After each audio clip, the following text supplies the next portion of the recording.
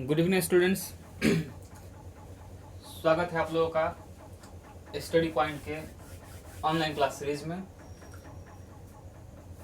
कोविड-19 के बढ़ते प्रभाव और बढ़े हुए लॉकडाउन को देखते हुए आप लोगों के लिए स्टडी पॉइंट की तरफ से मैं अश्विनी कुमार पांडे आज के टॉपिक में केमिस्ट्री में 12th का आप लोगों को मैं पढ़ाने जा रहा हूँ हेलोएल्केन और हेलोबेंजीन के बारे में। हेलोएल्केन और हेलोबेंजीन आप लोगों का ऑर्गेनिक केमिस्ट्री का टॉपिक है और इसमें कुछ हम फार्मूला बेसिस कुछ बताने वाले हैं। देखिए, ये जो पहला टॉपिक है जिसका नाम है हेलोएल्केन, इसमें जो हेलो शब्द है, ये जो शब्द हेलो है, इस हेलो शब्द का मतलब होता है हेलोजन। आप लोग जानते होंगे कि आवर्त सारणी में पीरियोडिक टेबल में कुल 18 वर्ग होते हैं, तो उन 18 वर्ग में से वर्ग संख्या 17 जो होता है, वर्ग संख्या जो 17 होता है, उस 17 नंबर वाले वर्ग को ही हम लोग हेलोजन वर्ग कहते हैं। तो जैसा कि हमारा टॉपिक है हेलोएल्केन, इसमें हेलो शब्द का मतलब हेलोजन होता है। और हेलोजन क्या है? तो आवर्त सारणी का वर्ग संख्या 17 का जितना भी सदस्य है, जितना भी तत्व है, वह सभी तत्व हेलोजन है। अच्छा, इसमें तत्व कौन कौन से हैं? तो याद करने का एक शॉर्ट ट्रिक है, फिर कल बाहर आई आंटी। ये जो 5 एलिमेंट है ये सभी हेलोजन है। फिर कल बाहर आई aunty, fluorine, chlorine, bromine, iodine और एस्टेटिन, ये जो 5 एलिमेंट आप देख रहे हैं ये सभी हेलोजन हैं। इन सभी हेलोजनों में, या ऐसे कहें कि आवर्त सारणी में कुल 118 तत्व हैं और उन सभी तत्वों में ये जो फ्लोरीन है इसका इलेक्ट्रॉन नेगेटिविटी सबसे अधिक होता है, यानी कि इसका इलेक्ट्रॉन नेगेटिविटी 4 होता है, जो कि आवर्त सारणी में सबसे अधिक है फ्लोरीन का। इसके अलावा हेलोजन वर्ग में एस्टेटिन का प्रॉपर्टी हम लोग को पढ़ना नहीं है, तो हम लोग पढ़ना है बाकी इन चारों के बारे में, फ्लोरीन, क्लोरीन, ब्रोमीन और आयोडीन के बारे में।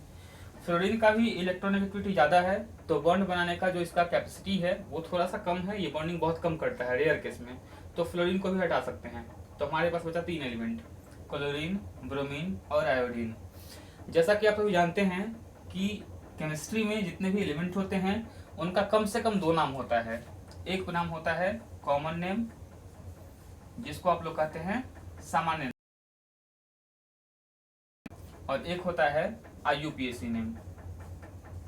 IUPAC एक संस्था है, international unit of pure and applied chemistry, जो जिनेवा में है। तो जब भी हम कॉमन नाम लिखेंगे तो सिंपल सा एक बात याद रखना है कि इन सभी का कॉमन नाम लिखने के लिए हम इनके नाम के लास्ट में जोड़ते हैं आइड शब्द। आइड शब्द इसके नाम के लास्ट में जोड़ देंगे। जैसे कि ये है क्लोरीन तो हो जाएगा क्लोराइड, ये है ब्रोमीन तो हो जाएगा ब्रोमाइड, आई से आयोडीन तो हो जाएगा आयोडाइड। ये सभी नाम कैसा नाम है? सामान्य नाम। और IUPAC नाम लिखने के लिए नाम के लास्ट में हम लोग जोड़ते हैं O। जैसे कि ये है क्लोरीन तो हो जाएगा क्लोरो, ब्रोमीन है तो ब्रोमो, आयोडीन है तो आयोडो। ये सभी नाम जो है ये है IUPAC नाम।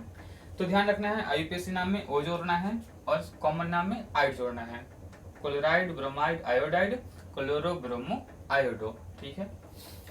कार्बन का जो नेमिंग होता है वो आप लोग अच्छे से पता होगा कि कार्बन के लिए जो नेमिंग है, अगर कार्बन 1 रहता है तो उसको हम लोग मेथ कहते हैं, 2 कार्बन को एथ कहते हैं, ये प्रीफिक्स नेम है, 3 कार्बन को प्रोप कहते हैं, 4 का नाम है ब्यूट, 5 का नाम पेंट, 6 का नाम हेक्स, 7 का नाम हेप्ट, 8 का नाम ऑक्ट, 9 का नाम नोन और 10 का नाम डेक। ये आपका कार्बन के लिए दिया गया नाम है। हम सभी जानते हैं कि कार्बन का एटॉमिक नंबर 6 होता है और इसका वैलेंसी 4 होता है।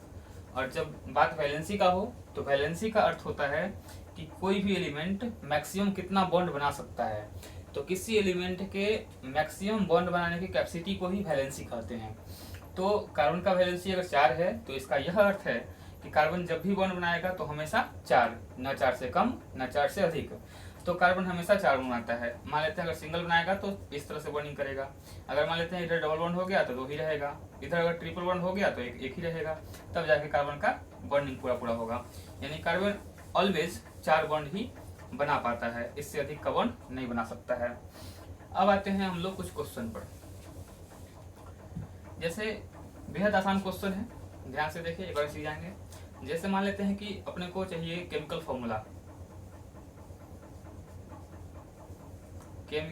फॉर्मूला चाहिए। मान लेते हैं कि एक छोटा सा क्वेश्चन है कि क्लोरोमीथेन का फॉर्मूला क्या होगा, क्लोरोमीथेन का फॉर्मूला क्या होगा। तो जैसा कि हम जानते हैं क्लोरो का फॉर्मूला Cl होता है, यहाँ से क्लोरो का मतलब Cl। मेथ एक का नाम है, मेथ का मतलब है कि एक कार्बन, तो मेथ का मतलब एक कार्बन। और हम सभी जानते हैं कार्बन का बॉन्ड कितना, 4, तो कार्बन ऑलवेज बनाता है 4 बॉन्ड। अब कार्बन के 4 बॉन्ड को बैलेंस करने के लिए अपने पास एक Cl है, और Cl का भी वैलेंसी 1 है, तो Cl एक जगह जाएगा, बाकी जो फ्री स्पेस है उसमें जाएगा हाइड्रोजन, अपना बॉन्डिंग करेगा। तो ये इसका स्ट्रक्चर हो जाएगा क्लोरोमीथेन का। अगर हम इसको पूरा करते हैं तो एक C रहेगा, H हो गया 3 टाइम, और एक Cl यानी कि CH3Cl, ये हो गया फॉर्मूला क्लोरोमीथेन का। इसी तरह से अगर हम और भी फॉर्मूला निकालते हैं, सपोज ब्रोमोएथेन का केमिकल फॉर्मूला क्या होगा, तो ब्रोमो है, ब्रोमो का मतलब Br, यहाँ एथ है, एथ का मतलब होता है 2 कार्बन, तो 2 कार्बन, कार्बन का 4 बॉन्ड, और अपने पास एक Br है जिसका हम यूज कर लेते हैं, और बाकी जो जहाँ कुछ नहीं है वहाँ हाइड्रोजन। इस तरह का टोटल करते हैं तो C2 टाइम, H 5 टाइम, और एक Br यानी C2H5Br, ये फॉर्मूला होगा ब्रोमोएथेन का। ठीक है, इससे आगे बढ़ते हैं।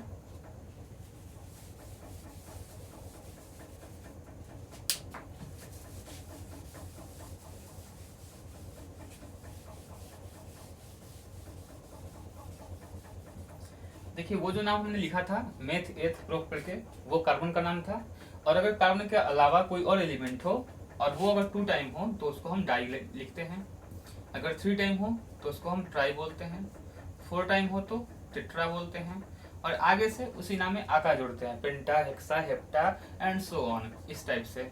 जैसे कि अपने पास एक क्वेश्चन है, मान लेते हैं कि एक एग्जांपल क्वेश्चन है कि डाई आयोडो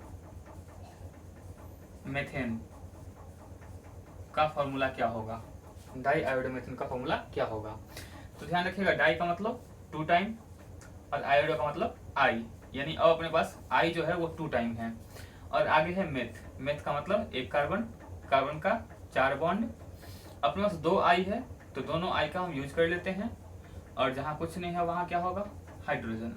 तो हो गया C1 time, H 2 time and I 2 time, ये आपका फॉर्मूला हो गया डाई आयोडो मेथेन का। इस तरह से हेलोएल्केन से रिलेटेड जितना भी फॉर्मूला है हम आसानी से बना सकते हैं। और ध्यान रखिएगा, जिस तरह हम वैलेंसी से निकालते हैं फॉर्मूला, उस तरह हम बाकी के लिए भी यूज कर सकते हैं। मान लीजिए कि और कोई फंक्शनल ग्रुप की बात करें, जैसे कि अल्कोहल, ये अल्कोहल है OH, OH जो अल्कोहल है, अल्कोहल इसका सामान्य नाम है, और अल्कोहल का IUPAC नाम होता है ऑल। बेहद आसान है। देखिए जैसे मान लेते हैं क्वेश्चन है कि एथिल अल्कोहल का फॉर्मूला क्या होगा, एथिल अल्कोहल का फॉर्मूला क्या होगा। देखिए हिंदी में अल्कोहल भी होता है, एल्कोहल भी होता है, दोनों लिख सकते हैं, कोई दिक्कत नहीं है। एथिल अल्कोहल, एथ का मतलब कार्बन 2 टाइम, कार्बन का 4 बॉन्ड, और अल्कोहल का मतलब OH, एक OH है, यूज कर लेते हैं, जहां कुछ नहीं है वहां हाइड्रोजन दे देंगे। इस प्रकार C2 time, H 5 time and OH, ये हो गया फॉर्मूला एथिल अल्कोहल का C2H5OH। एक लास्ट क्वेश्चन और कर लेते हैं। मान लीजिए क्वेश्चन है प्रोपील टेट्रा ब्रोमाइड, इसका होगा। तो प्रोप है, प्रोप का मतलब 3 बार C, सबका 4 बॉन्ड, टेट्रा मतलब 4 टाइम, ब्रोमाइड मतलब Br, यानी Br जो है वो 4 टाइम है। 4 टाइम कर दिया हमने, बाकी में हाइड्रोजन। अब काउंट करते हैं, सी कितने बार है 3 टाइम, एच कितने बार 1 2 3 and 4 and B R 4 time. तो C3H4 Br4 यह फॉर्मूला प्रोपिल टेट्राब्रोमाइड का है। तो इस प्रकार से हम हेलोकेन से रिलेटेड जितने फॉर्मूले हैं उनको फाइंड आउट कर सकते हैं। अभी कुछ ही पलों में हम फिर से लाइव आने वाले हैं और इसमें आप लोग को हम बताएंगे हेलोकेन से रिलेटेड कुछ इंपॉर्टेंट रिएक्शन के बारे में कि रिएक्शन कैसे करते हैं। बेहद आसान है, ट्री के साथ हम लोग पढ़ेंगे ऑर्गेनिक केमिस्ट्री, आसानी से समझ में आएगा, कहीं कोई दिक्कत नहीं होने वाला है। और ऑर्गेनिक केमिस्ट्री के इस प्रकार के ट्रिक के लिए हमेशा आप बने रहें हमारे यूट्यूब चैनल के साथ। तब तक के लिए धन्यवाद।